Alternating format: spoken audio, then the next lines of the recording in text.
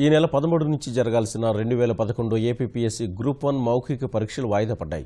2011 group 1కు సంబంధించి 5.5 ఏళ్లుగా అవాంతరాలు, వివాదాల అనంతరం ఇటీవలే మెయిన్స్ పరీక్షలు ముగించారు.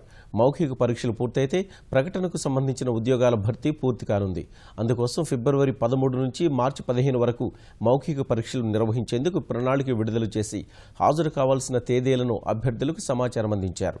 అనూహ్య పరిణామాల మధ్య మౌఖిక పరీక్షలు వాయిదా వేస్తున్నట్టు గురువారం రాత్రి ఏపీపీఎస్సీ కార్యదర్శి వైవీఎస్టీ సాయి ప్రకటన విడుదల చేశారు.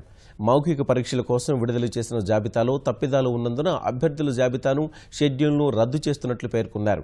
తప్పులు సవరించిన తర్వాత మళ్లీ కొత్త జాబితా, షెడ్యూల్ ప్రకటిస్తామని అన్నారు. ఏపీపీఎస్సీ తాజా నిర్ణయంతో కొందరు అభ్యర్థుల అవకాశాలు తారుమారయ్యే సూచనలు కనిపిస్తున్నాయి.